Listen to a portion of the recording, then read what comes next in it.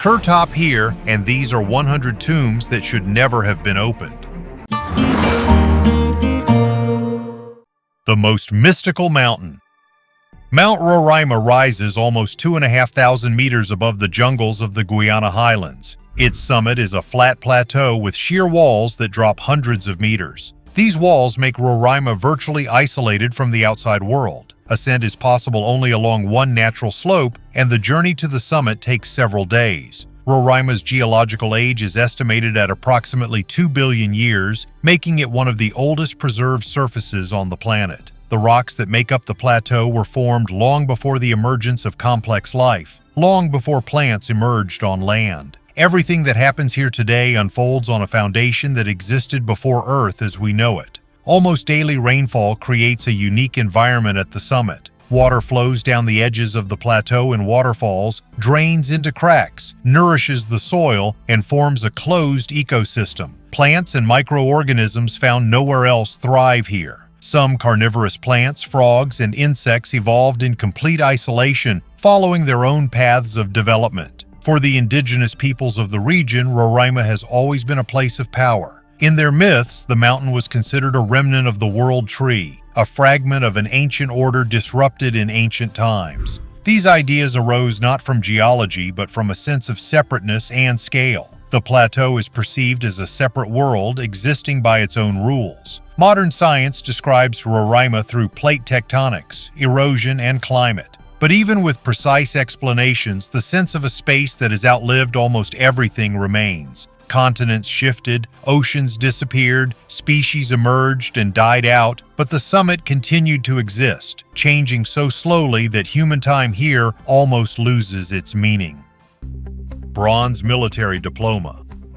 During excavations in the ancient city of Pare, located in the southeastern Turkish province of Adıyaman, archaeologists discovered a bronze military diploma made 1898 years ago. Such a document was issued to a soldier after 20 years of service in the army. It meant that its owner becomes a full Roman citizen and can marry. Excavations in this area began in 2001. The task of archaeologists was to find the ancient city of Pare, one of the 5 largest cities in the local region. Every year in this area, scientists made various discoveries. In the current season, they managed to find a Roman fountain, the remains of city water conduits in various buildings, and a military diploma on a bronze plate. Director of the Adıyaman Museum Mehmet Alkan said that the text on the diploma, stating that the soldier, after 2 decades of service, received the status of a citizen and can marry, was only translated with the help of an expert in ancient history and languages, Professor Mustafa Hamdi Sayer. He also noted that in total about 100,000 such diplomas were made. Archaeologists managed to find 800 of them.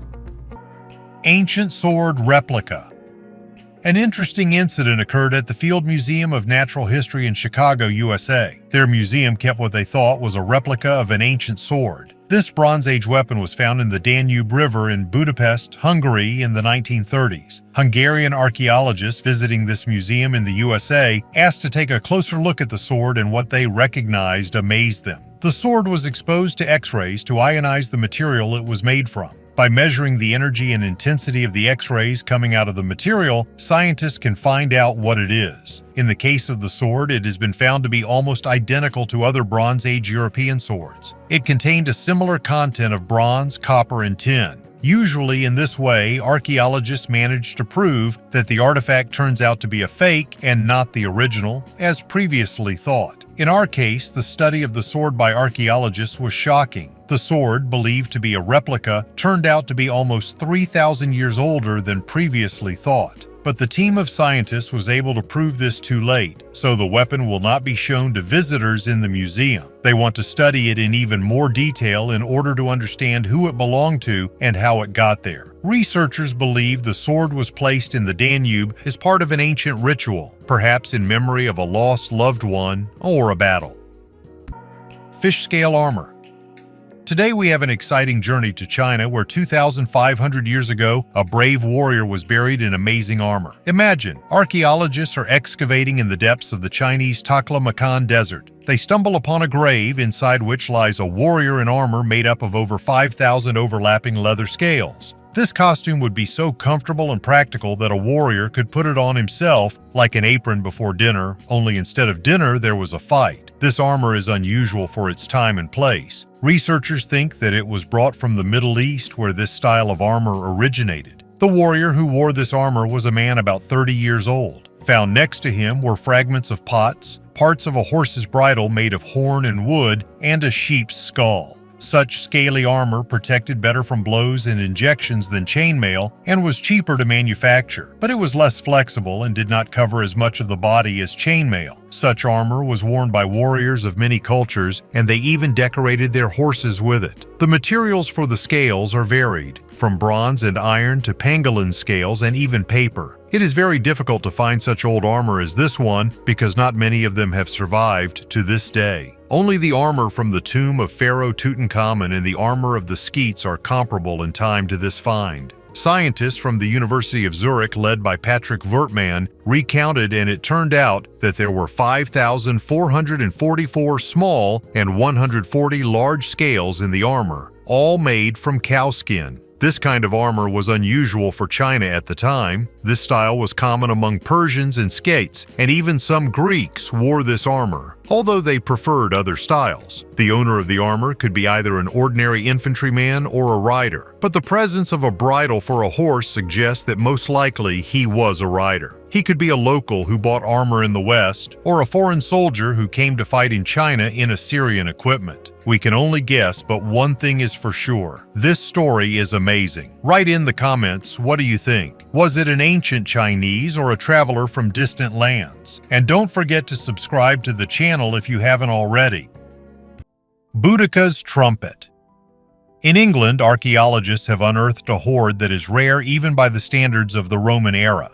Among the metal objects discovered was a nearly complete carnix, a Celtic war trumpet used to launch an attack. These trumpets were made of bronze, extended vertically and decorated with the heads of open-mouthed animals, most often boars. Their sound was not musical but rather frightening, harsh, and intended for psychological effect. There are only 3 similar finds known in Britain and a handful throughout Europe. This carnix dates to the 1st century AD and was found in the region where the Iceni tribe, led by Queen Boudica, rebelled against Rome. Along with the trumpet, the hoard included shield bosses, a military standard, and other weaponry, indicating a military context rather than a random burial. The Romans often took carnixes as trophies and melted them down, so few of these instruments have survived. Here, the trumpet was excavated as a single block and examined using tomography before being disassembled in a laboratory. This discovery demonstrates that warfare in ancient times was waged not only by force and numbers of warriors, but also by sound, fear, and displays of power, long before the concept of psychological pressure on the battlefield. A city that existed 200,000 years ago.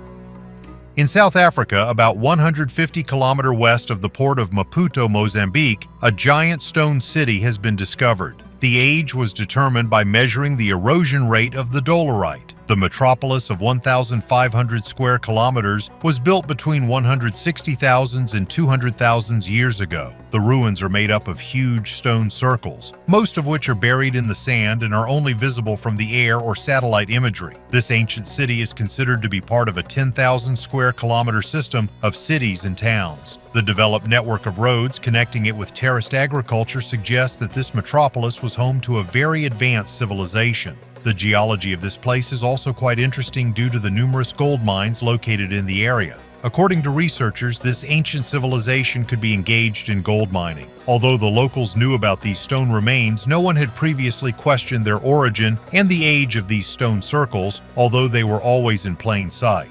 As often happens in 2007, non-professional enthusiasts, Michael Tellinger, a researcher and writer passionate about the study of human origins, and Johann Heine, a local firefighter and pilot, decided to explore this place. That is, professional historical science arrogantly brushed aside the worthless, in its opinion, ruins that were not worth attention, as however it still does to this day. The results of the research inspired Michael Tellinger, the writer of The Alternative, to write the book Temples of African Gods. According to Tellinger, the evidence found suggests a completely different view of human history. According to the generally accepted version of human history, the first civilization on Earth was the Sumerian, which arose in southern Mesopotamia about 6,000 years ago. But what if there was another earlier civilization lost in the mists of time? The photographs, artifacts, and evidence we have collected point to a vanished civilization that never existed and that predates all others, not by a few hundred years or a few thousand years, but by many thousands of years. Tellinger believes this ancient African metropolis is the oldest human-built structure known today.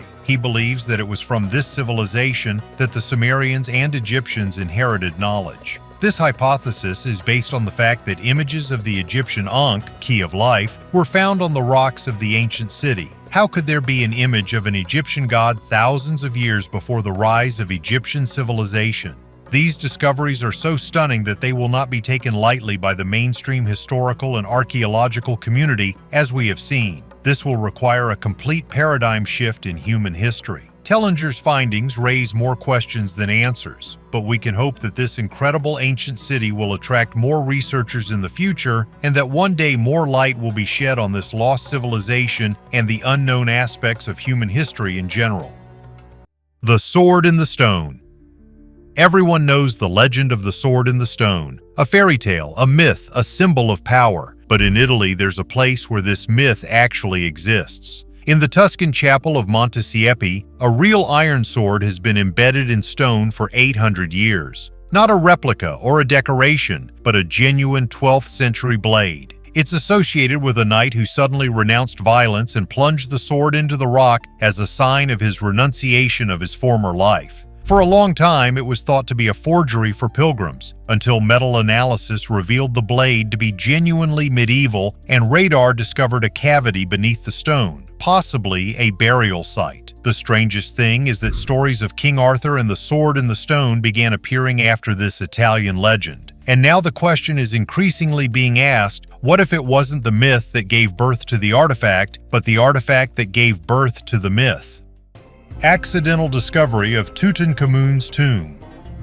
Back in 1922, an archaeologist named Howard Carter encountered the greatest discovery of his life. In the Valley of the Kings in Egypt, he discovered the tomb of Tutankhamun, which contained more than 5,000 precious artifacts. But do you know that this expedition might not have happened? Western archaeologists have been exploring the Valley of the Kings since the beginning of the 19th century. When the First World War began, the excavations were suspended and did not achieve great results. At this time, the Earl of Carnarvon, or George Herbert, who financed these excavations, appears on the scene. He was disappointed by the lack of discoveries and was ready to cut off funding. But in 1922, he decided to give a chance to Howard Carter, who was sure that there was something important in the Valley of the Kings. This was the last excavation season in the valley. Working tirelessly, Carter and his team almost lost hope until November 4th, 1922, they opened the tomb of the Pharaoh Tutankhamun. It was a huge discovery that surprised the whole world. In the tomb, they found more than 5,000 valuable artifacts that had been lying untouched for 3,000 years. In Carter's book, which was later found, was the address of the Earl of Carnarvon, thanks to whom these excavations took place. The Count unfortunately died the year after the discovery from complications from a mosquito bite. 50 years after Carter's discovery, many of the treasures from Tutankhamun's tomb were on display in the British Museum. The exhibition was so popular that it was extended for 6 months. Over 30,000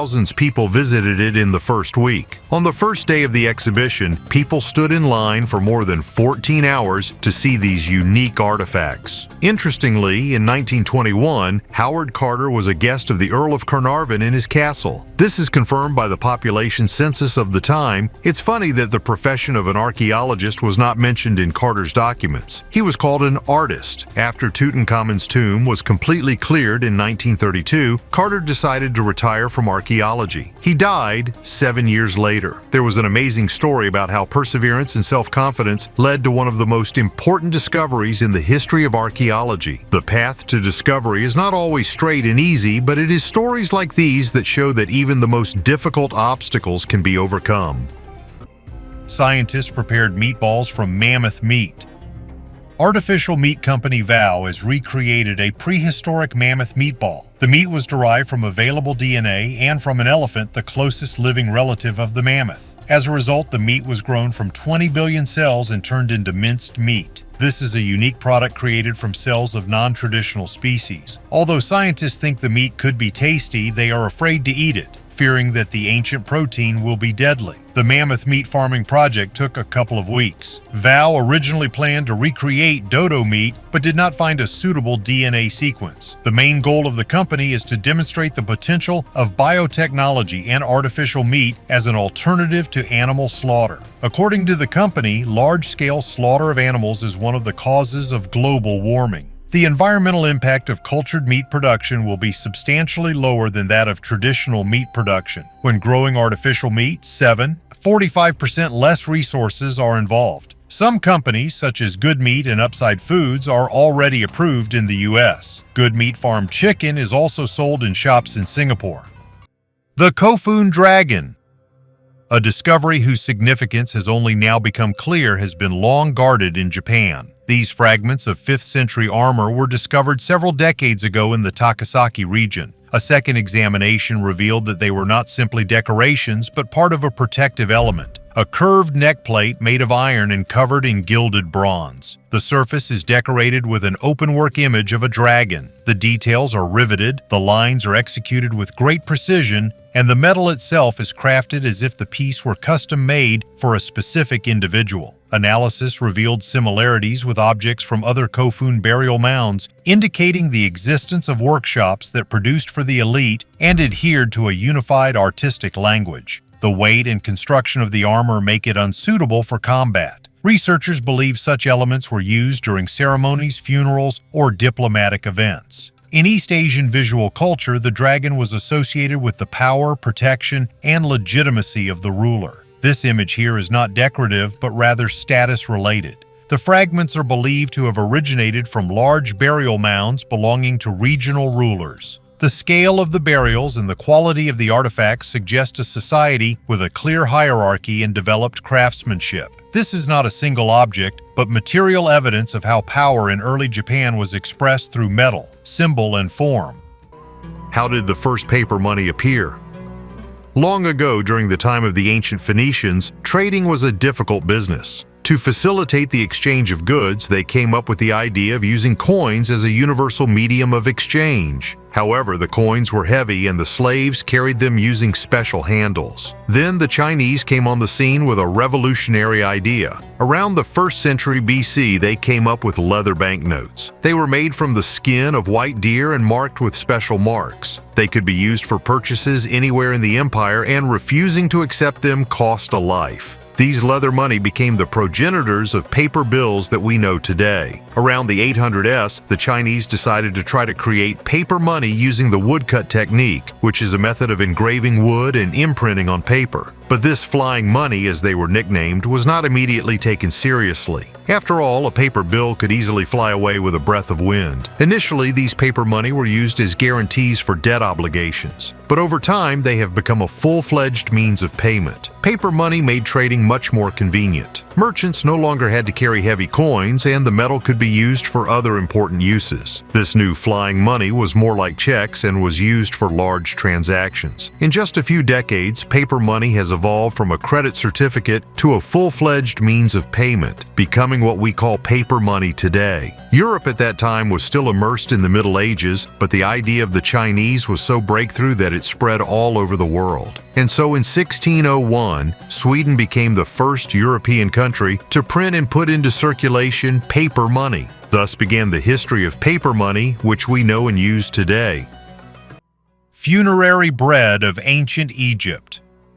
Among the foundation offerings of Hatshepsut's tomb, archaeologists discovered bread that had been lying around for approximately 3,500 years. These items date back to the New Kingdom and were placed in the foundation as part of a ritual accompanying the construction of the sacred space. In ancient Egypt, such offerings included food, vessels, and tools that sealed the building at the foundation level, linking it to the gods and the fate of the deceased. The bread symbolized provision, order, and continuity of existence. It was not intended for consumption and was not considered a food reserve. Its shape and structure were preserved by isolation in the dry climate. Analysis revealed coarse grain grinding and impurities characteristic of ritual bread.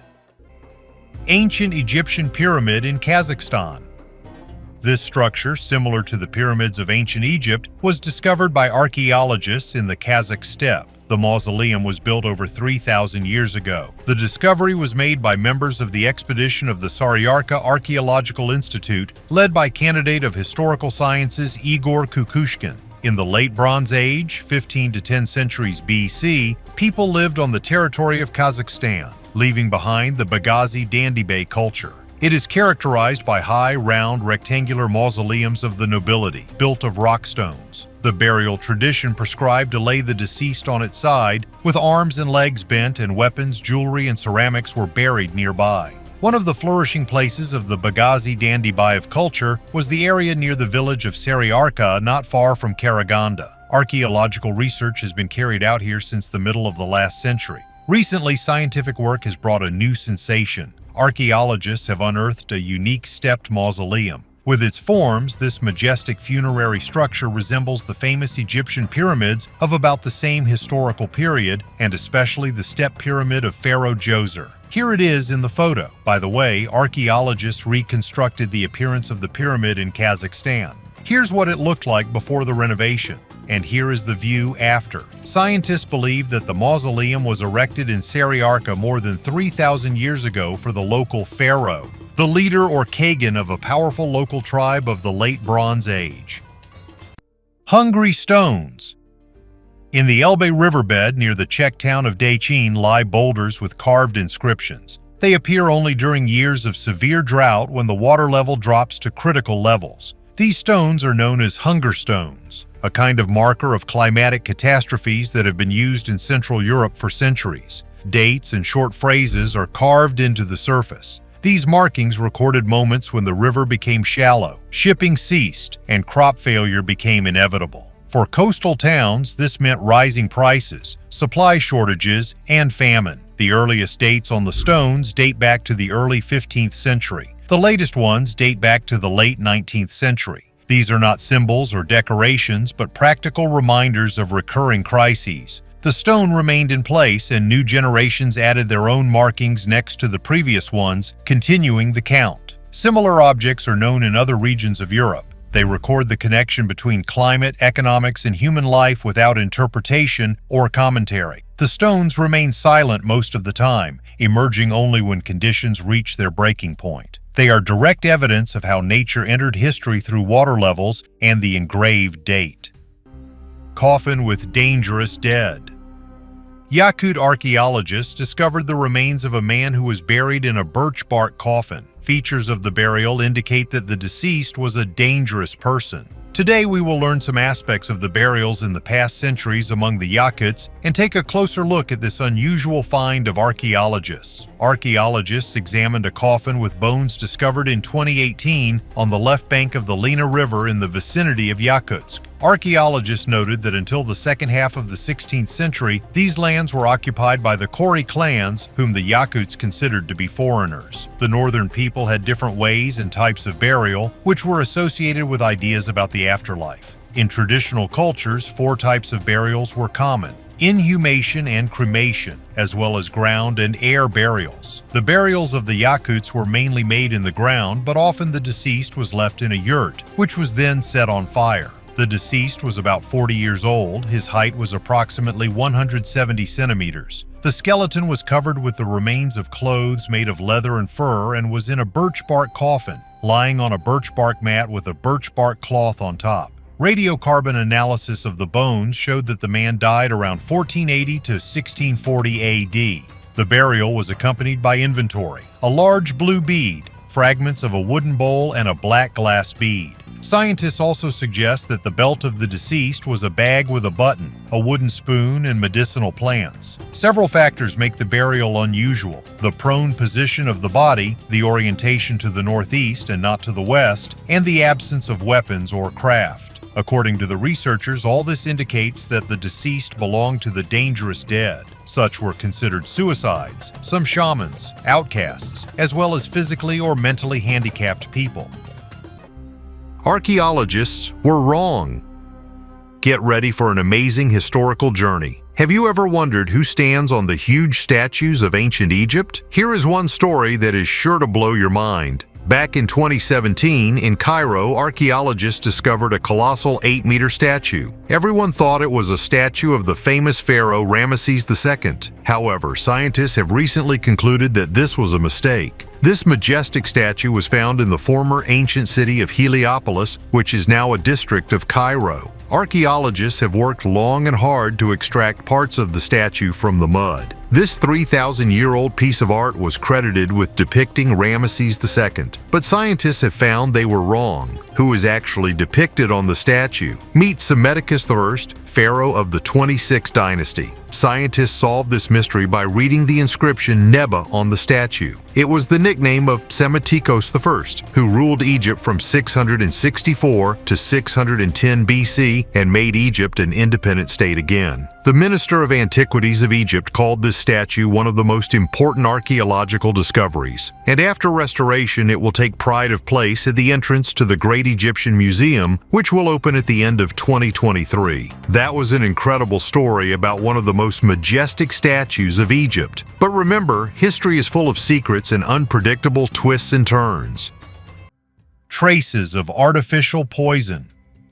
We're used to thinking of early humans as crude and primitive hunters, stone, strength, and luck. But arrows discovered in South Africa completely shatter this image. Stone points, some 60,000 years old, retain traces of poison, not accidental, not natural, but artificially prepared. Analysis revealed the presence of toxic alkaloids from the plant Buffon disticha, deadly even in small doses. This sap is sticky. It requires skill to extract, process, and apply it so that it adheres to stone. The poison didn't kill instantly, but it transformed even a minor wound into a death sentence, allowing the hunter to simply follow the scent until the prey fell. This means that people didn't just know the plants, they understood the dosage, the time of action, and the consequences. Such knowledge doesn't appear by chance or disappear in a single generation. In essence, it's a technology that has been used for tens of thousands of years, long before cities, metal, and writing. And if this is what hunting looked like, then the question arises, what else have we underestimated in people we are accustomed to considering primitive?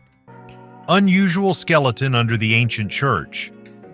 Archaeologists working at St. Mary's Church in Stoke Mandeville could not have imagined the treasure trove of artifacts that would greet them when they first set to work on the site. Archaeological excavations first began here 4 years ago in preparation for the construction of the HS2 high-speed railway. The process involved moving the remains of about 3,000 people buried in the local cemetery. Archaeologists led by Dr. Rachel Wood announced the discovery of the remains at the site of the church. They found a square foundation trench surrounded by a circular ditch that contained burials, 3 remarkable life-size Roman busts, and a number of other artifacts. Among the finds analyzed were a bizarre skeleton, busts, cremation urns, and a very well-preserved glass jar. The skeleton was found headless in a circular ditch. Professor Alice Roberts, host of Dig for Britain, says the extraordinary skeleton had leg injuries that suggest a sudden violent end. She claims that the find exceeds the wildest expectations of archaeologists. The body was found next to several funerary urns, thrown into a ditch and broken into pieces.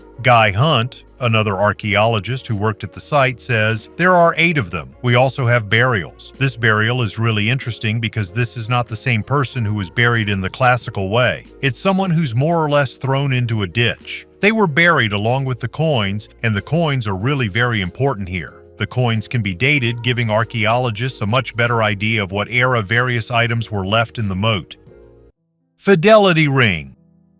At an excavation site near the Danube in what is now Bulgaria, archaeologists have unearthed a gold ring that appears too personal for an archive and too real for display. It dates to the late 2nd or early 3rd century AD. This Roman fidelity ring, an object that accompanied marriage not in a symbolic sense, but in a legal and social one. A couple is engraved on an oval plate. The image is simple, without flourish, but it conveys the idea of union as a fact. two people bound in metal. The plate itself is soldered to the band with parallel grooves running along the sides, a technique characteristic of high-quality Roman jewelry. Such rings were more often worn by women. In Rome, they were a sign of status, a confirmation of legal marriage and family affiliation. Sometimes such rings also served as a personal seal, an object with which people literally signed their everyday lives. The context of the place adds scale. This is the ancient city of Bononia, which grew out of a military fort and became an important point on trade routes along the Danube. Artifacts from various eras have been found nearby, including a Byzantine lead seal from the early 11th century. This is a territory where power and borders shifted regularly, and the river served as a highway, a marketplace, and a dangerous point all at once. Crocodile Stone. And now we will go to the amazing mountains of Laos, where the ancient ruins of Wat Phu Temple are hidden. Among this temple, archaeologists found one very strange thing, a huge boulder with a carving resembling a crocodile. But even more interesting is that this recess is the size of a man. Many people think that this stone was used as an altar for human sacrifices. If this is true, then such rituals could go back to the time of Chinla, the ancient empire that ruled these lands. According to legend, every year when the frangipani petals began to fall, King Chenle prayed to the spirits of the mountains and offered rice wine to two of the most beautiful girls. Then the girls were sacrificed to the gods. Such sacrifices are described in the 6th century history of the Sui. All this time, a community far from the big cities has preserved this story, which indicates its possible authenticity. However, it is not known what role crocodile rock played in these rituals. This unique carving makes it even more mysterious. Nothing like this has been found in the ruins of Laos and Cambodia. And here is the question: if the crocodile rock was not used for sacrifices, then what was it for? Mystery of the creepy little mermaid revealed. I've already talked about this terrible mermaid several times. On YouTube, you could see videos related to this find, but only now the real truth about her has been revealed. Researchers in Japan conducted an in-depth analysis of an artifact kept at the Enjuin Temple in the city of Asakuchi. The mummy of an unusual creature 30 centimeters long, with a scaly fishtail, a human-like head, and 2 arms aroused the interest of tourists and scientists from all over the world. Scientists carefully studied its composition and published the results. Japanese mythology differs significantly from Greek and Slavic. I would say that in Japanese, the monsters look more creepy and intimidating. So in Japanese myths, there is a certain creature that lives in the water, and it is called Ningyo. In fact, these are the same mermaids, only not so beautiful. Hollywood films love to turn the terrible into something beautiful and kind. So they made beautiful mermaids out of Ningyo and made kind and romantic pirates out of medieval sea killers and robbers. No one knows how the Ningyo mummy got into the Enjuin Temple, but a handwritten document from 1903 is stored in the same temple, which says that the mermaid was caught in Kochi Prefecture in 1736 to 1741. In fact, several such specimens are kept in museums in Japan, and only one has been studied in detail today using the most modern equipment. Scientists have used all possible methods to examine the mummy, and now they can say with confidence what it consists of. Typically, such Frankensteins were made from the skeleton of a monkey and a fish, but in our case, the skeleton in the upper part of the body was absent. Scans revealed that the object was made of cloth, cotton, and paper coated with a mixture of charcoal and sandpaste. The head is mostly cotton and covered with what looks like plaster. The hair on the head is animal hair, and the scales are from 2 kinds of fish. The upper part of the body is covered with the skin of a puffer fish, and the lower part is covered with the scales of one of the types of croaker. The fingernails are made from animal horn, and the sharp-toothed jaw used to belong to some kind of carnivorous fish. Radiocarbon analysis of fish scales showed that it was made after the 1800s. Of course, all this turned out to be fake, and in nature there are no mermaids, no Ningyo. But this object will not cease to be a valuable exhibit in the museum. In any case, the mummy is made of very high quality and thought out, which is why it was able to survive for 200 years. Kraken coins. These silver coins were minted in Syracuse, one of the most influential cities of ancient Greece. The octopus on these coins was the symbol of a city that lived by the sea, controlled trade routes, and maintained a strong navy. Syracuse controlled trade routes, ports, and its fleet, and the sea was the main source of its wealth and power. The coins were minted with exceptional attention to detail. Each tentacle is individually crafted, the composition is balanced, and the image is adapted to the shape of the coin. This speaks not only to artistic culture but also to a political message. The coins were intended to inspire respect and trust. These coins circulated widely beyond Sicily, spreading the city's symbolism far beyond its borders. The octopus also had mythological associations, a creature capable of holding, encompassing, and controlling. For a maritime power, it was a clear symbol of influence. Ships of Caligula. The ships of Emperor Caligula, built in the 1st century AD, were not intended for sea battles or travel. These were magnificent pleasure houses, adorned with gold and precious stones. The largest ships of antiquity sailed on a small mountain lake and sank under unclear circumstances. The master of pleasure, Gaius Julius Caesar, Augustus Germanicus, is a man better known in history by his nickname Caligula, Boot. Caligula ruled the Roman Empire from 37 to 41 AD, and for 4 years of power he was remembered by posterity as one of the most odious rulers of a great power. As if trying to find the limits of human capabilities and test the strength of the empire's budget, the monarch carried out the most incredible and expensive projects. Huge ships launched into the water in the volcanic caldera of Lake Nemi have become one of such fantastic creations. We are talking about 2 rowing galleys. One of them served as a temple to the goddess of the forest Diana, the other was supposedly a pleasure palace. The largest ship reached 73 meters in length and 24 meters in width. The smaller vessel, 70 meters long and 20 wide, was not equipped with oars. It was pulled in tow.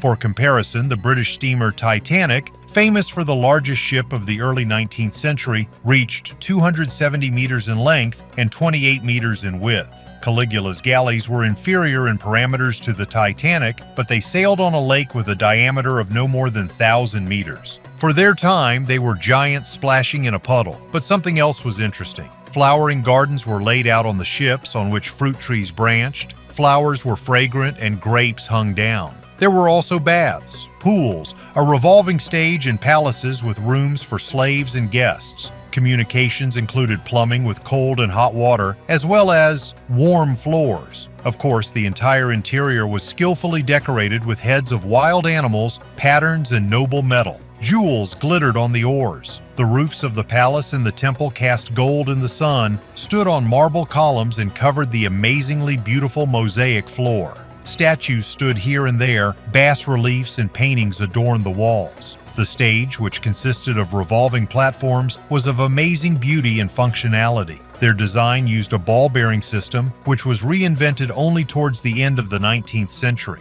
And all this splendor existed 2,000 years ago. One can only guess and envy what holidays Caligula celebrated there. The skeletons of the ships, which are remarkably preserved at the bottom of the lake thanks to the solidity of the ancient Romans, were exhibited in the museum. The museum was destroyed in 1944 either by the Germans or by the Americans. Historians disagree. However, not all is lost. According to the researchers, most likely another ship rests at the bottom of the lake, reaching a length of 122 meters. It seems that the main sensations are still ahead of us.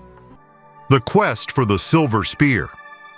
The Spear of Longinus, also known as the Spear of Destiny, is one of the most famous and mystical artifacts in history. According to Christian legend, this is the spear with which the Roman legionary Longinus pierced the side of the crucified Jesus Christ. Many legends claim that this artifact has great magical powers and that its owner can rule the world and gain unlimited power. The Nazi leadership, especially Adolf Hitler, were confident in the power of the Spear of Destiny. Hitler first saw it in his youth in a Vienna museum and was so impressed that he later called this moment a turning point in his life. Many great rulers of the past, such as Charlemagne and Napoleon, were believed to have owned this spear, which supposedly helped them achieve their great achievements. Hitler was confident that if he took possession of the Spear of Longinus, it would ensure him not only victory in war, but also domination of the world. When the Nazis came to power, the search for the Spear of Destiny became part of their program to collect ancient artifacts that could strengthen their influence and power. Secret research conducted within the Ahnenerbe organization was aimed at finding both Christian relics and other ancient objects with magical or religious powers. The Spear of Longinus was considered the key to the success of the entire Nazi project. In 1938, after the Anschluss of Austria, Hitler ordered the immediate transfer of the Spear of Destiny from the museum in Vienna to Nuremberg, where it was placed in a special room for study and storage. During the following years of the war, the Nazis continued to search for the original spear, fearing that the spear found in Vienna might be a copy and not the real thing.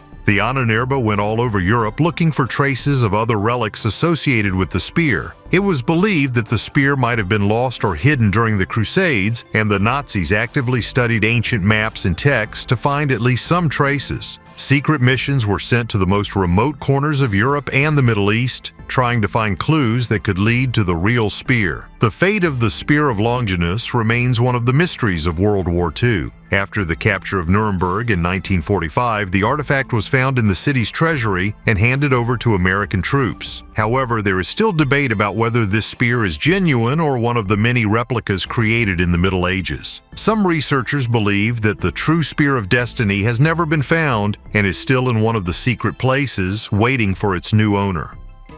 Disembodied figurines. In Tanis, Egypt, archaeologists uncovered a tomb that immediately defied the usual logic of burial rituals. Inside were 225 funerary figurines, ushabtis, carefully arranged in a strict order. They formed neat horizontal rows and geometric figures reminiscent of star patterns. Such a composition requires time, design, and a precise ritual script, but the key element was missing. The tomb contained no body. For Egypt during the Third Intermediate Period, this seems almost impossible. Ushabtis were intended to serve the deceased in the afterlife. Their number, placement, and symbolism always corresponded to a specific individual. More than half of the figures were female, further breaking with tradition. The symbols of power on the figurines point to Pharaoh Shoshenq III, who reigned in the 9th century BC, but his remains were not found here. The excavations were conducted under intense pressure. Archaeologists removed the figurines one by one, recording their position in order to preserve the ritual structure. Even during the clearing stage, it became clear that they were looking at a complete funerary space, created according to a premeditated plan. The arrangement of the figures, their number, and their symbolism indicate a deliberate ritual action carried out in full. The reign of Shoshenq III coincided with a time when Egypt lived in a state of constant tension. Power was fragmented, regions were subordinated to different centers, and decisions were made in an atmosphere of threat and mistrust. In such a reality, even the death of the pharaoh ceased to guarantee peace. The evidence indicates that the site was prepared in advance, the ritual was carried out in full, and the fate of the body itself was decided separately. The transfer of remains, a change in burial location, or the concealment of the mummy fits into the logic of an era where security was valued above tradition. Ultimately, what was left was a tomb filled with symbols of power, but devoid of the most important thing, the ruler himself. New secrets of the Belec plate.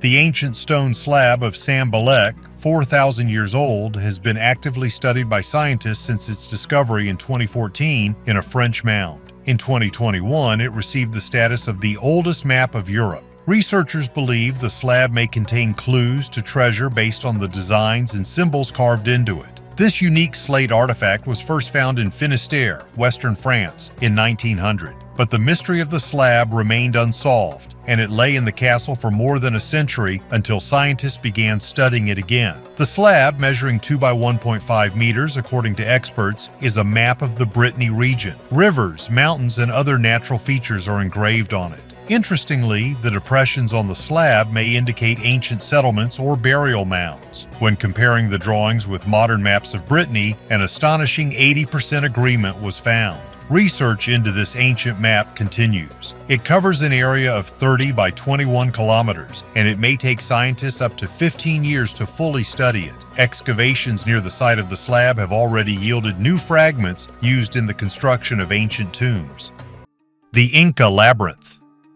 For decades, people searched beneath the center of Cusco for something considered a myth. Chronicles from the 16th century mentioned an underground labyrinth, the Chincana, a network of tunnels beginning at the Temple of the Sun and extending beneath the city. For a long time, this was dismissed as a legend until archaeologists approached the problem without excavations, using acoustic surveys and ground-penetrating radar. The The results were too precise to ignore. An extensive system of hollow corridors was discovered beneath the city, with a main branch connecting the Korakancha Temple with the Sacsayhuaman Fortress, a distance of over a kilometer. The tunnels are approximately 2.5 meters wide and about 1.5 meters high. This is not a secret passage, but a fully fledged underground route. The system branches off into different areas of the city, like a real street network, only hidden beneath stone. The Incas first dug trenches, then reinforced them with stone walls and beams, transforming the space into a stable structure. Researchers are currently preparing point entrances to gain access without disrupting the system. All of this points to a sophisticated infrastructure designed for effective movement and control of the space at a time when the city above might be unsafe. Mysterious substance in a coffin. Archaeologists in northwestern China's Xinjiang region have made a shocking discovery. In an ancient coffin that was about 3,600 years old and contained mummies from the Bronze Age, a mysterious substance was found on the neck of one of the women. Today, scientists believe it is the oldest cheese in the world. The researchers isolated DNA from the substance and found that it was kefir cheese made from cow and goat milk. This discovery is important for understanding the origins of kefir and the evolution of probiotic bacteria. Jiao Mei Fu, from the Chinese Academy of Sciences, and colleagues analyzed the bacteria, yeast, and proteins in the sample, which allowed them to identify the ancient cheese. The research suggests that kefir cheese was important to people at the time. It may have been placed in the grave as part of burial customs or as food for the afterlife. Interestingly, 2 types of cheese were found in the coffin, one made from goat's milk and one from cow's milk. Genetic studies have shown that the microorganisms in the cheese are similar to modern kefir strains found in East Asia and Tibet. This raises questions about the geographic origins of kefir. Previously, kefir was thought to have originated in the Caucasus, but new today points to a possible second source in Xinjiang. These results suggest that kefir has spread around the world via multiple routes, and its history is closely tied to the evolution of human culture. The Ife bronze heads. The Ife bronze heads were created between the 12th and 15th centuries in what is now Nigeria. These sculptures were created using the lost wax casting method and are distinguished by their high precision in capturing facial proportions. Fine lines are visible on the surface, echoing scars, jewelry, and headdress elements. Holes on the crowns indicate the placement of crowns or other symbols of power. Most researchers associate these heads with rulers or ritual images of the elite. Their production required controlled temperature, high-quality alloys, and complex shapes. The finds demonstrate a sophisticated metallurgy and a robust artistic tradition that existed in Ife long before European contact. These heads were not portraits in the modern sense, but rather conveyed a person's status and sacred role. A warning from the depths of time. Japan is one of the most developed countries in the world, while located in one of the most dangerous regions of the planet. An entire country with a population of many millions lives in danger every day. The most interesting thing is that this has always been the case throughout the existence of this region, and people have lived here for centuries. This forced the ancestors of the Japanese to understand natural phenomena. Throughout Japan, there are so-called tsunami stones. These are ancient plates with inscriptions that warn that it is dangerous to build houses below a certain mark. If a tsunami happens, the houses in this place will flood. One of the most famous of these stones is located in the village of Eniosi. A text is carved on a 3-meter slab that reads, "High dwellings are the peace and harmony of our descendants. Remember the disaster of the Great Tsunami. Do not build houses below this point." On other stones, a warning is written that people should be afraid of an earthquake, because after it, a tsunami will come. Stone slabs of this kind are found all over the Japanese coastline, and some of them are over 600 years old. The problem is that many Japanese do not believe this kind of prediction written on stones. It seems to them that these are just ancient curses. They build their homes in dangerous regions, after which entire families suffer and die. It seems to me that people in ancient times, when placing these stones, experienced more than one tragedy, after which they decided to warn their descendants. Well, the descendants consider themselves smarter than their ancestors. We don't want to listen to our grandparents either, do we? Yes, the ancestors did not have high technologies and modern measuring instruments, but they had well-developed senses of observation and some worldly wisdom. Therefore, we should definitely listen to our past. That's what archaeologists did with the next find. Red mystical spheres. In the southern Canadian province of Alberta, in the Red Rock Coulee area, lie dozens of stone spheres scattered across the steppe at wide intervals. They appear to have been deliberately placed across the landscape. Some are over 2.5 meters in diameter, weigh several tons, and are almost perfectly circular in shape. The surface is a rich reddish-brown color, particularly noticeable against the light-colored soil. These formations formed millions of years ago within sedimentary rocks. Within the sandstone mass, a cement of minerals dissolved in groundwater gradually built up around a hard core. Over time, the soft rock was eroded by wind and precipitation, exposing the hard cores to the surface. The iron in the minerals oxidized, giving the stones their characteristic color. A concentric structure is often visible within the spheres and sometimes cracks radiating outward. One of the spheres is split almost perfectly in half, revealing its layered structure. Geologists use these objects as a visual example of processes that typically remain hidden underground. The site remains difficult to access with no tourist infrastructure or roads nearby. This maintains the sense of isolation and enhances the visual impact. The stones lie motionless, forming no lines or circles, each in its own place, like frozen fragments of a long completed process. These spheres are not associated with human activity, but are often the focus of discussion precisely because of their shape. They show how complex and precise structures can be created by geology without the intervention of intelligence. Ancient Roman figurine of a fighter. Scientists have found that a lead figurine of a wrestler or slave of the 1st century AD, discovered in the 1920s in an ancient Roman necropolis, depicted an African warrior. The researchers found that the man originally had a spear in his hand and he acquired a sitting position due to the heating of soft metal during the funeral rite. Presumably, the figurine was made in the Mediterranean region. The depiction of Africans in works of art, such as sculpture, has been a popular motif since the 6th century BC. This tradition continued into the Roman period, aided by increased contact between the Romans and the sub-Saharan population. Africans were often depicted as athletes, warriors, or servants. In the course of the Roman conquest of Britain, similar objects also penetrated this region. Over the years of excavation, scientists have discovered 5 figurines of the Roman period depicting Africans. Scientists from the charity English Heritage, led by Cameron Moffat, have re-examined a lead figurine found in the 1920s at the site of an ancient Roman necropolis near the settlement of Ledocetum. The artifact, about 55 millimeters high, was dated to the 1st century AD. The depicted man wore bracelets and a necklace of large beads. Apparently, the item was grave goods accompanying the cremated remains of a buried person. Initially, the figurine was thought to represent an enslaved man whose facial expression was interpreted as suffering. In the 1990s, this judgment was revised in favor of a wrestler sitting on the ground with his legs folded. However, in the course of the new work, the researchers found that in the right hand of the figurine, there is a previously unnoticed hole, which apparently was a bronze spear.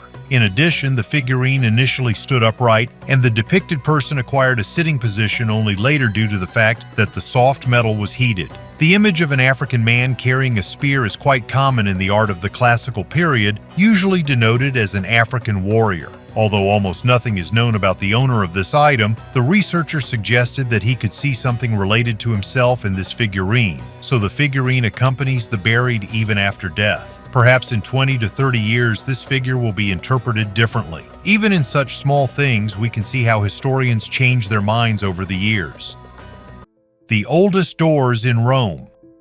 The bronze doors of the Pantheon in Rome were cast under the Emperor Hadrian around 115 AD and remain in place to this day. Each panel is approximately 7.6 meters high and over 2 meters wide. The structure is made of solid bronze and designed to precisely balance the weight. The hinges, fastenings, and proportions allowed the doors to be used daily without additional mechanisms. The surface has retained the marks of time, but the geometry and functionality remain unchanged. These doors were originally created as part of an architectural ensemble, not as a decorative element. Their manufacture required large casting molds, precise calculations, and access to significant resources. The doors continue to perform their function, remaining in active use for nearly 2,000 years. Why clean the dragon's hole?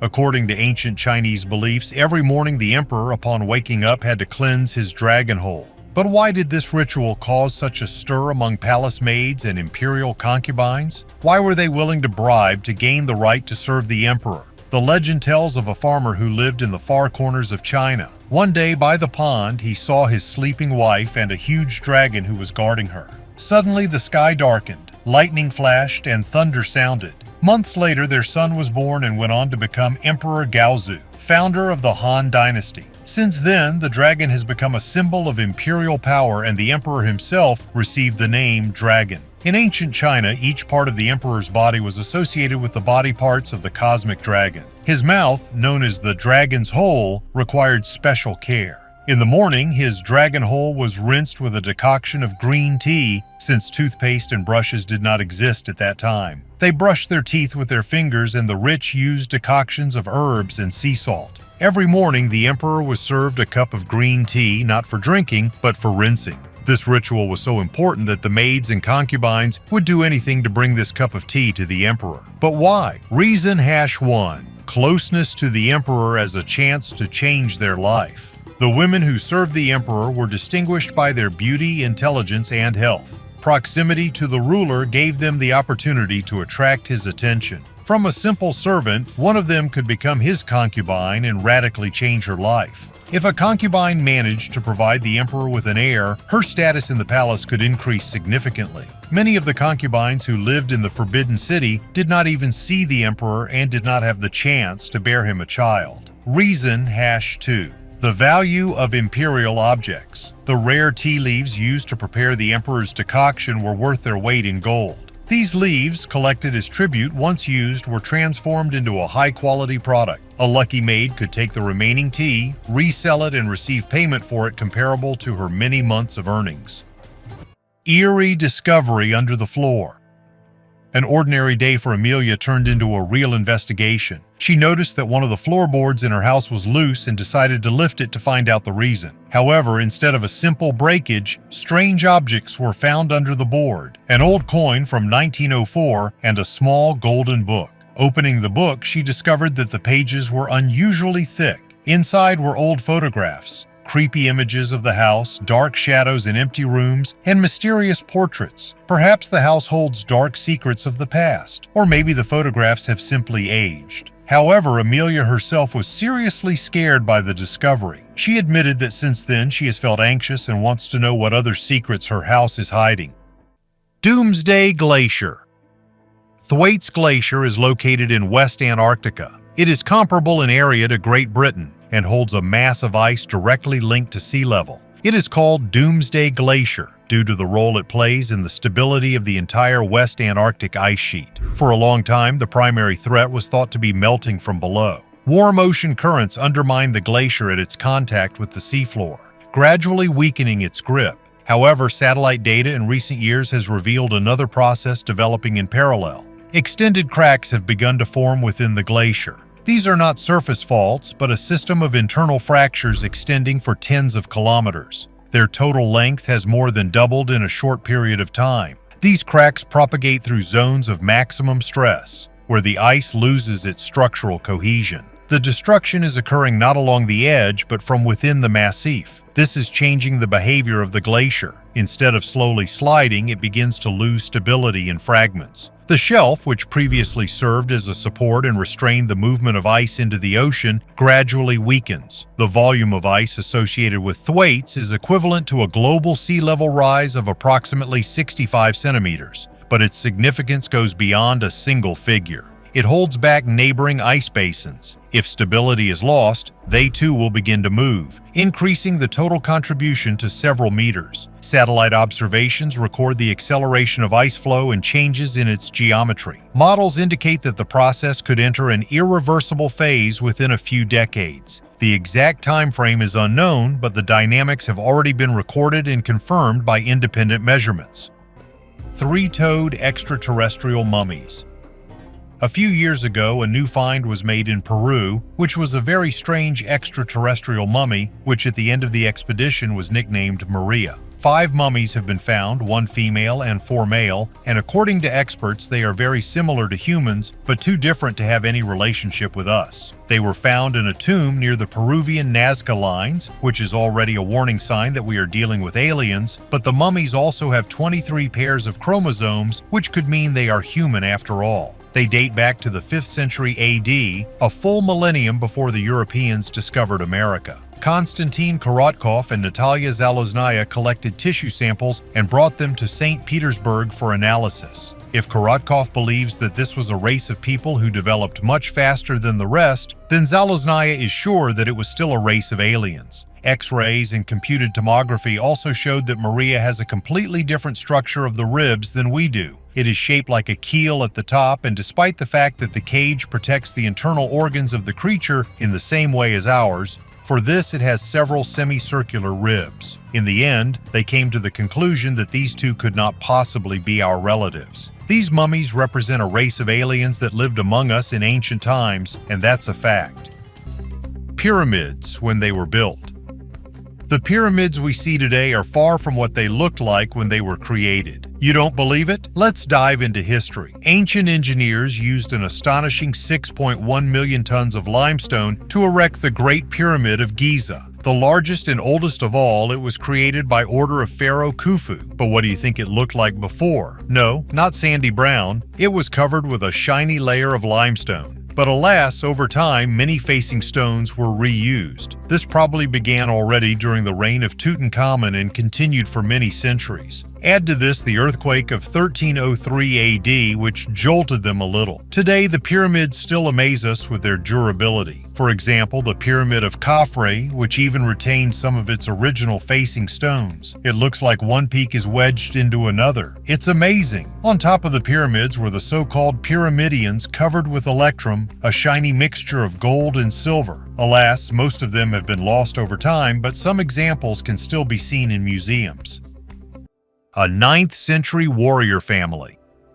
In Hungary, archaeologists have discovered 3 warrior burials dating from the 920s and 930s. At first glance, they appear to be ordinary graves from the early Middle Ages, but analysis revealed a detail that dramatically changes the picture. All 3 were related in the male line, most likely a father and 2 sons. The grave goods indicate high status. A saber, a bow and quiver, decorated harnesses, silver and gold clothing, and dozens of coins. One of the young men died at 17 or 18 years of age, the other even earlier. The eldest died at around 30. All 3 ate primarily meat, confirming their membership in the military elite. The coins found in the graves originate from northern Italy and date back to the reign of King Berengar. This coincides with the period of Hungarian military campaigns in the West. It is likely that this is where the family obtained their spoils. The burials reflect a stable military lineage associated with origin, campaigns, and power. The weapons, jewelry, and inventory indicate elite membership and participation in long-distance campaigns. The coincidence of dates, patrilineal kinship, and the nature of the burials indicate a family integrated into the military structure of the early state.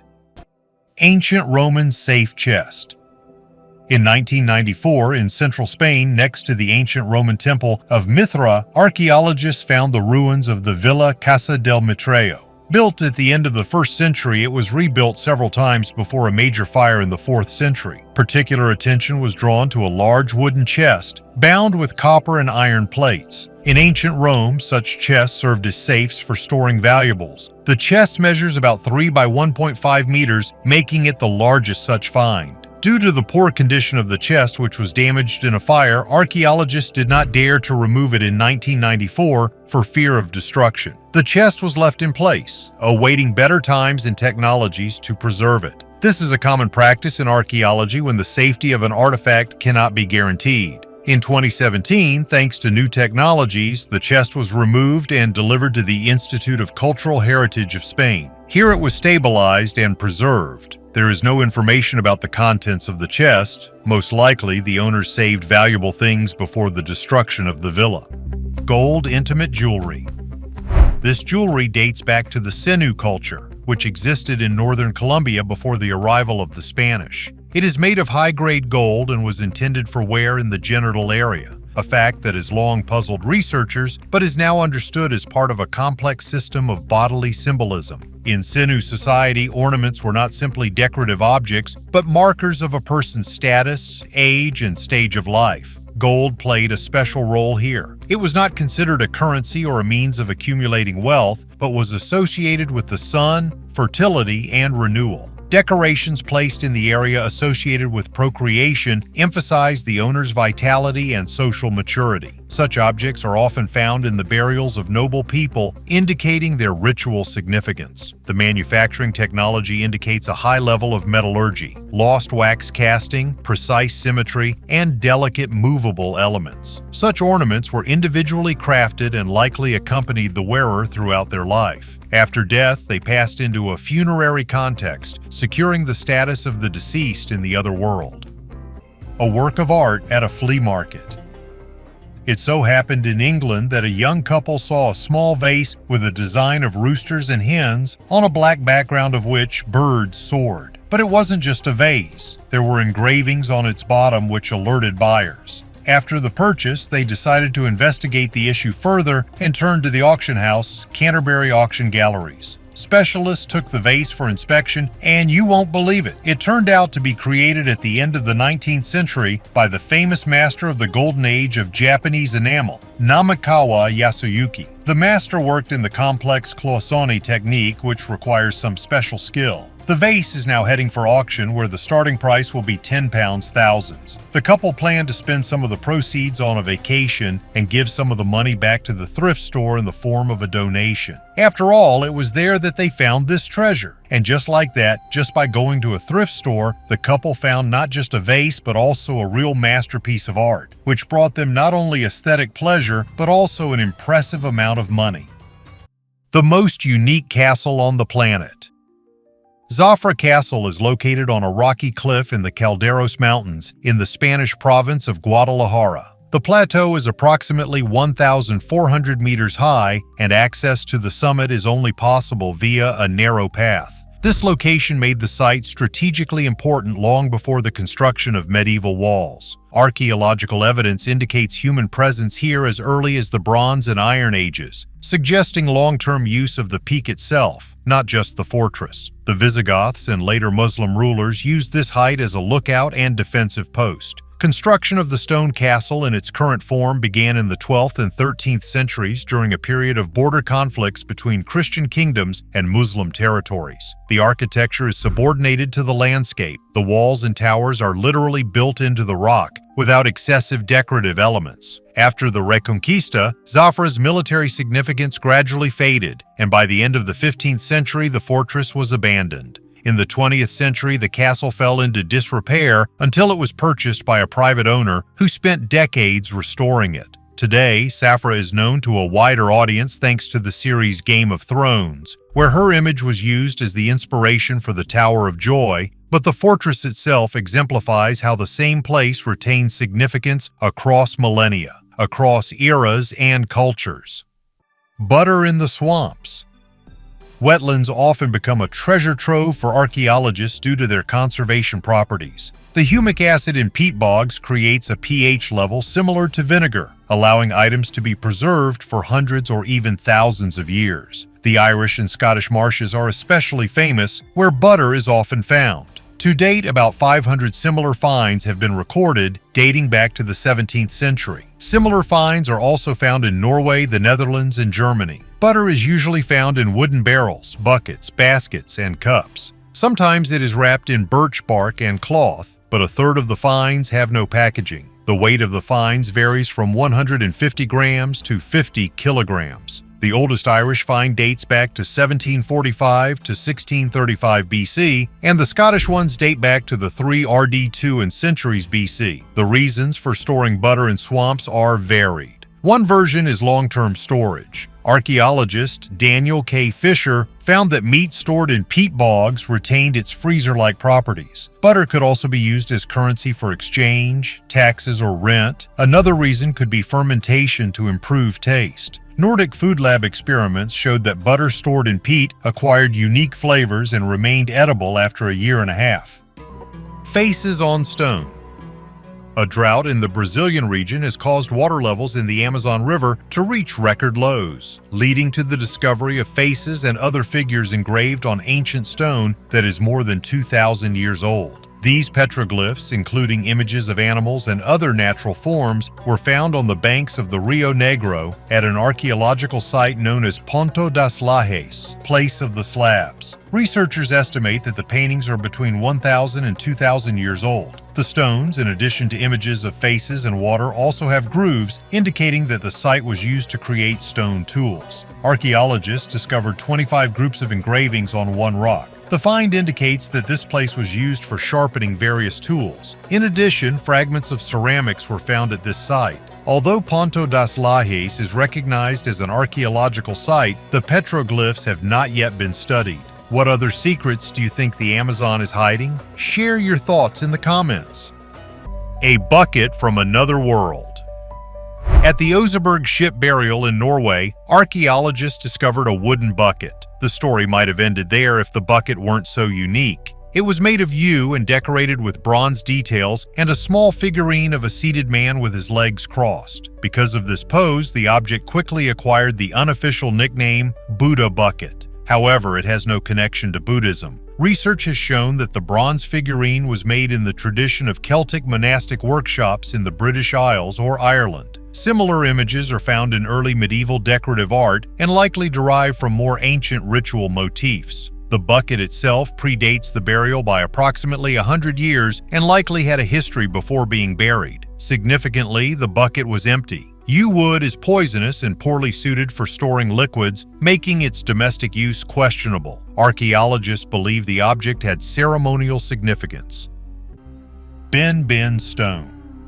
This amazing artifact inspired the Egyptians to create two of the greatest achievements of their architecture, the pyramids and obelisks. Imagine a pyramid-shaped sacred stone called a Benben or pyramidion. Every day, the first rays of the rising sun fell on it, endowing everyone around with strength and enlightenment. This stone was kept in the religious center of Egypt, Heliopolis, where, according to the ancients, the creation of the world began. However, at one unknown point in history, the original Benben stone disappeared. This stone was associated not only with the gods Atum and Ra, it was also associated with the Bennu bird, which, according to myths, screamed on the Benben stone, announcing the beginning of the creation of the world. Through these connections, the Benben stone became an integral part of the solar temples of ancient Egypt. The Egyptians covered it with gold, and the stone reflected the sun's rays, filling the temples with light. This stone became the prototype of the tops of obelisks and pyramids, which we can still observe while walking through the museums of the world.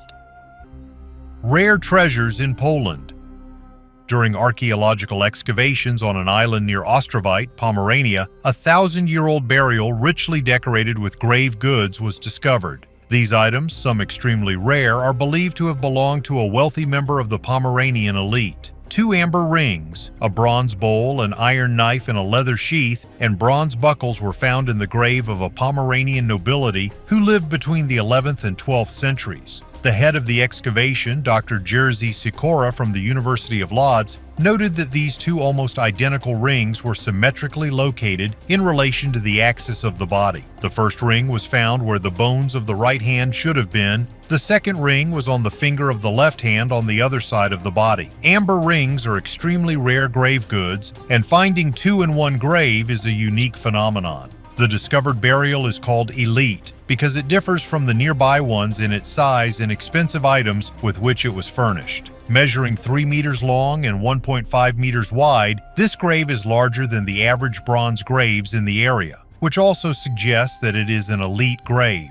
Although the material from which it was built has not been preserved, the shape and size indicate that it was a wooden chamber grave built like a large chest. Chamber graves are found in ancient cultures around the world, and when used for individual burial, the deceased is considered to have a higher status than an ordinary grave. Archaeologists believe that this man was a Christian because he was buried and not burned. The east-west orientation of the body also indicates a Christian burial.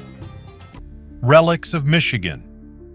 Did an ancient advanced culture once live in Michigan in the USA? The digger James O. Scotford tried to answer this question, who in October 1890 found ancient artifacts in Edmore, Michigan. Cups, figurines, and inscribed tablets were very reminiscent of finds found in the Middle East. Other diggers in the region have made similar finds besides Scotford. All artifacts were sold to buyers and collectors. It's just something else that's interesting. The vast majority of historians and archaeologists claim that all these finds are a carefully planned forgery. They believe that the so-called artifacts were well thought out and copied from other artifacts found around the world. After our hero created ancient artifacts, he decided to bury them so that later he and other diggers would find them. Thus, everything would look realistic and believable. Clay objects crumbled at the slightest contact with water. How they could then be stored in the ground for thousands of years. Ancient writings were chaotically written on tablets, without any pattern or logic.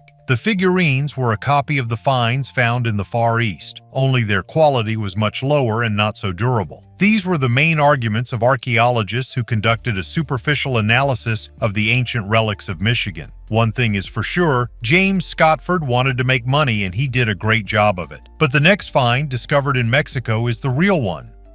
Ruins of a Minoan structure.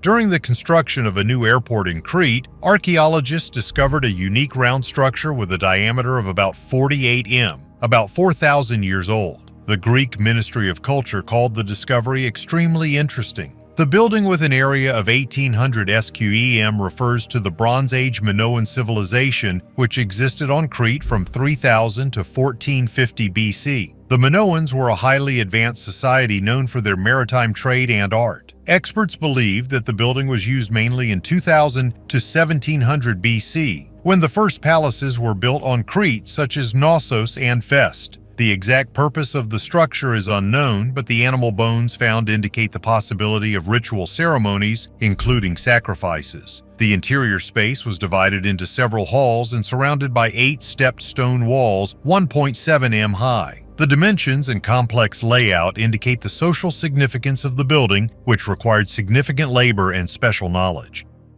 Rome's military factory.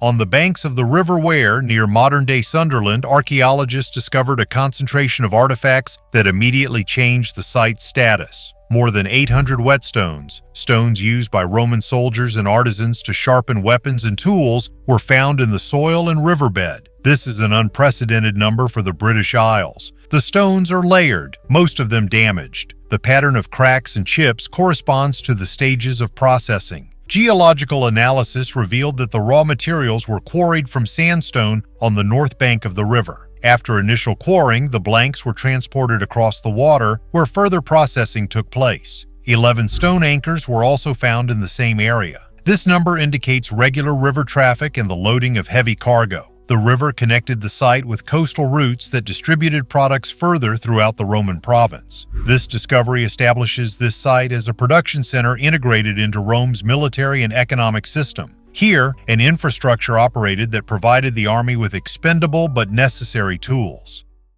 Spicy artifact. In the Khangai Mountains in northern Mongolia, archaeologists have discovered a real sensation, a stone decoration in the form of a human phallus. Yes, you heard it right. This small carved piece of graphite, 4.3 centimeters long, is the oldest known representation of a person, taking into account gender characteristics. Believe it or not, its age is estimated to be between 42400 and 41900 years old, so it falls on the Upper Paleolithic. Such phallic pendants are something new in Paleolithic history. They say that early hunter-gatherers already used sexual characteristics as symbols. On the pendant, you can see the recesses, which, according to scientists, resemble the male genital organ. The most interesting thing is that the back of the pendant is smooth while the front is not. It looks like the pendant was worn around the neck. The surface of the pendant is slightly worn, suggesting that it has been passed down from generation to generation. Archer's ring.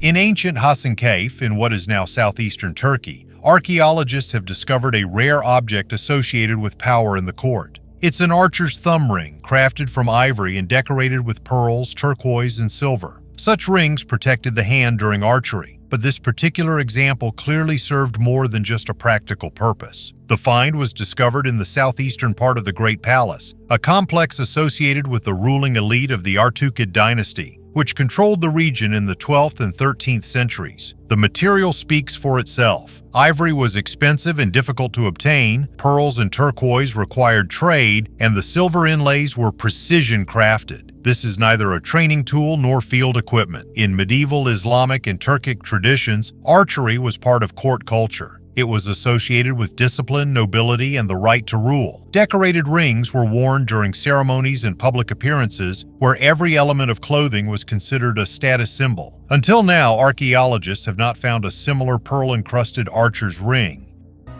Homo sapiens is 232,000 years old.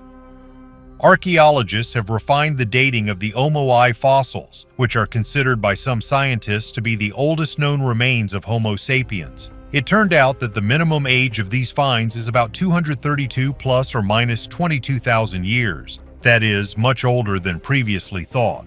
In addition, scientists have clarified the dating of fossils from the Kurto locality. They date back to about 160 to 155,000 years ago. In paleoanthropology, there is no unity regarding which fossils should be considered the remains of the most ancient Homo sapiens. One common tradition is the remains of individuals Omo-I and Omo-II, which were discovered in 1967 by Richard Leakey in southern Ethiopia near the Omo River. Radiometric analyses have shown that the age of these finds is about 200,000 years. Studies of two skulls and a postcranial skeleton allowed scientists to name these individuals as humans of the modern anatomical type. However, they still had some archaic features that brought them closer to Neanderthals. Ethiopia is rich in Middle Pleistocene hominin fossils. So one of them is the village of Kurto, where archaeologists discovered the remains of 10 individuals, including 2 skulls of adults and 1 child. Paleoanthropological research has shown that these people belong to the subspecies H. sapiens adultu.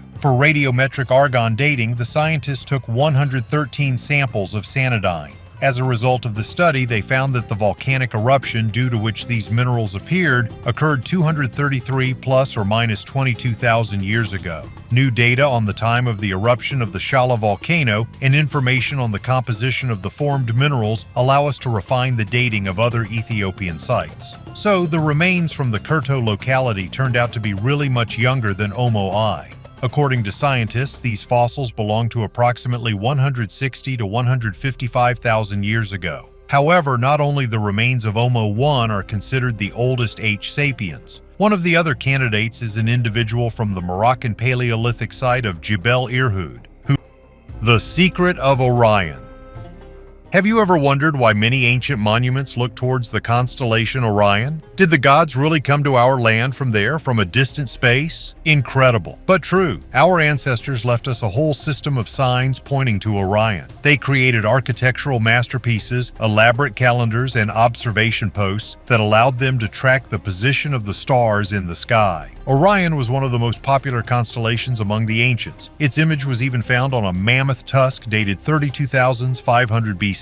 Studying the ancient sanctuaries on the Kola Peninsula, scientists noticed an interesting detail. If you connect the finds with conditional lines on the map, you get the constellation of Orion. And this can no longer be a coincidence. Orion seems to be everywhere. There is no such place on Earth where it would not be met. Egypt, Mexico, ancient Babylon, ancient Russes. Everywhere it played an important role, becoming the center of heavenly space. Probably the matter is in the principle as above, so below. The ancient Egyptians built their pyramids, focusing on Orion as if creating an earthly map of this constellation. And even 3 large volcanoes on Mars together form the Belt of Orion. Just a coincidence or a trace of a cosmic connection? And also representatives of the ancient Egyptian civilization believed that their gods descended from Orion and Sirius. Meteorite enriches Indonesian undertaker. A resident of Kolong, Indonesia, Joshua Hutagalung, was surprised when a meteorite older than 4.5 billion years and weighing 2.1 kilogram fell directly onto his veranda, breaking through the roof. This unique carbonaceous chondrite is valued at $1.7 million. After this unexpected incident, Joshua sold the rare space rock to a collector, making a profit equal to 30 years of income for an undertaker. When the man discovered this stone, it was warm, and it immediately seemed to him that it could be a meteorite. Joshua plans to use part of the money to build a church and hopes that this meteorite is a sign that his dream of having a daughter will soon come true. After this event, many came to him to see the cosmic miracle. Subsequently, 3 more fragments of the meteorite were found, which were named Kolong. The meteorite was later sold in the United States to a doctor collector from Indianapolis. Amulet with a phallus. In Gela, Sicily, archaeologists stumbled upon an object that is difficult to imagine being used. A small bone stylus, just 13 centimeters long, lay in a cultural layer dating back to the 5th century BC. Such objects were typically used by potters to draw lines in wet clay, but this one was clearly not made for clay-stained hands. The stylus is carved from bone and decorated in a way that begs to be examined, not used. At the top is a male head, which researchers associate with Dionysus. Below is a phallic symbol carved without any hints or embarrassment. Today, such an object would be hidden in a box marked 18+, but for the ancient Greeks, there was nothing forbidden about it. It was a language of protection and fertility, understood without words. Such images were kept in homes, workshops, and at entrances. They served as amulets and as a plea for the favor of the powers that determined the outcome of labor. The material itself reveals much about the object's purpose. Bone is fragile, the carving too fine to be in constant contact with wet clay. This stylus didn't scratch the mold, it protected the process. It was likely kept somewhere in the workshop within easy reach but not in use. Singing dance floor. In Peru, archaeologists have made an incredible discovery, a singing dance floor, designed in such a way that when pressure is applied to it, it makes a sound reminiscent of playing a drum. Kevin Lane, an archaeologist at the University of Buenos Aires, is certain that this unique dance floor was used for rituals in ancient times. Dancing, in his opinion, was a key part of the Andean rituals, and this platform served as a special amplifier station for the sounds of the dance. By the way, as part of this scene, there was also an honorary platform, or ushnu, a pyramidal structure that the Incas used for important ceremonies. When people stepped on this dance floor, it made thunderous sounds, as if inviting the god of thunder and lightning to join the celebration. To create this musical miracle, the architects conducted a series of experiments with different materials. In the end, they opted for clay and camel dung. Who would have thought that such an unusual material would be perfect for creating an amazing percussive sound? The platform could accommodate up to 26 dancers at the same time, and at this time, the dance floor sounded throughout the district. This incredible outdoor dance floor was located 200 kilometers southeast of Peru's capital, Lima. Researchers suggest that it was created between 1000 and 1400 AD and was used until 1532. A Chinese status item. This desk screen dates back to the late imperial period and was used in the study of scholars, officials, or members of the nobility. It is made of dark green jade, mounted on a carved wooden stand decorated with lacquer and inlay. The jade surface is covered with hand-applied hieroglyphs. Such screens were not intended for privacy, but as objects of contemplation. They were placed on or near a writing desk. The texts on the stone could be philosophical maxims, poetry, or reminders of duty and self-discipline. In Chinese culture, jade symbolized purity, fortitude, and moral strength, qualities essential to an educated person. The creation of such an object required the participation of several craftsmen: a stone carver, a calligrapher, a lacquersmith, and a carpenter. It was a status item. Giant sword from Japan. Japan has a unique sword that is believed to have been forged during the Edo period. Measuring 465 centimeters in length and weighing 75 kilograms, it is recognized as the largest Japanese sword in the country. This sword was donated to the Haneoka Hachiman Shrine in 1859 during a ceremony honoring the imperial monument by admirers who shared the views of imperial patriots like Yoshida Shoin. The sword was forged with the hope that it would ward off evil and demons and help create a bright, clean, and peaceful society. The sword is kept in the treasury of Haneoka Hachiman Shrine and is not usually on public display. However, it can be seen accompanied by a special guide by appointment. An adornment that always remains hidden. Menuki are paired metal elements placed under the hilt wrapping of a Japanese sword. Their primary function was practical, to improve the grip of the hand on the weapon. However, over time, Menuki became an important part of the sword's visual and symbolic design. This example is shaped like a sissy, a mythical lion dog that came to Japanese culture via China along with Buddhist iconography. The sissy was considered a protector, warding off evil spirits and bringing good luck. Placing such an image on a weapon enhanced the sword's sacred significance and emphasized the owner's status. The work is distinguished by its high level of detail, curls of the mane, a tense posture, and an expressive face. Such menuki were made for high-ranking samurai and were often commissioned from renowned artisans. They were not intended for display. Most of the time, the adornment remained hidden under the wrapping. This made the object personal, almost intimate, a symbol of the warrior's connection with his weapon and the protective power of the image. Proof of cannibalism.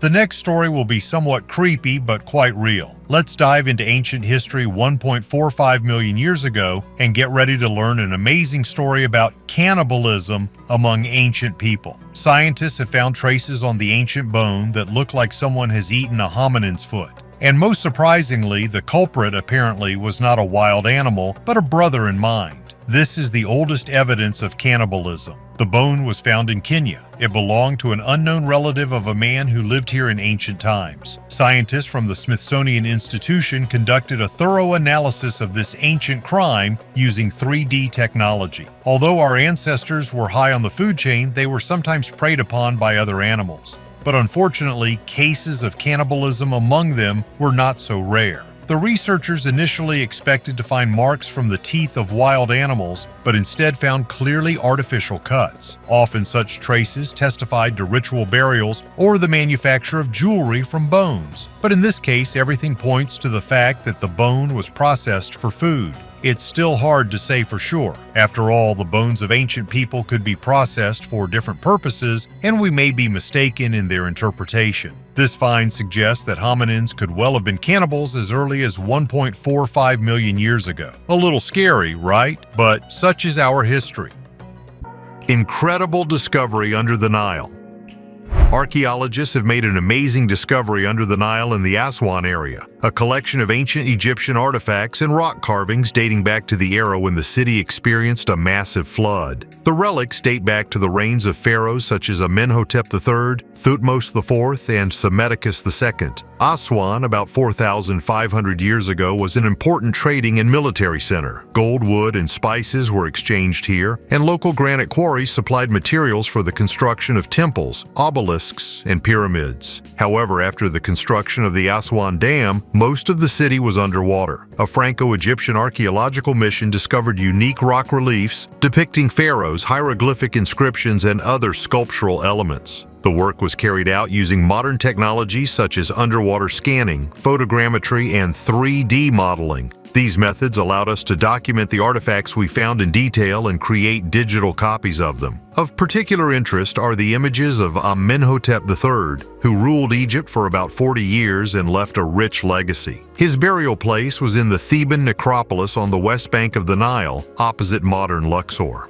Unfortunately, many monuments associated with his era were damaged by floods, but the new find gives hope for the restoration of these historical relics. Encounters with them always ended in disaster. Northern peoples have legends about creatures whose encounters almost always ended in disaster. The Nenetes called them Sikirtia, those who dig burrows. According to legend, they were a short people who lived in the hills. Their dwellings had an entrance from above, and they emerged only at night or in thick fog. During the day, they were invisible, even if passing by. Chance encounters are described in fragments. Hunters might spot a small woman the size of a child, hear strange sounds, or stumble upon a forgotten object. In one legend, a Sikirtia girl, frightened by humans, ran away, leaving behind a tiny bag. Everyone who touched it later died of disease. These stories were passed down as a warning. It's best not to mess with Sikirtia. For a long time, they were considered fictional spirits of the tundra. But archaeology has cast doubt on this. Settlements of people who lived here before the arrival of the Nenettes were discovered at Cape Mamaev in Yamal. The graves contained dozens of metal objects, jewelry, knives, and utensils. The Nenettes did not work metal. The skeletons themselves belonged to people of short stature. Not dwarfs, but noticeably shorter than modern northerners. Their specialization was particularly strange. Wooden models of pick-like tools were found in the tundra.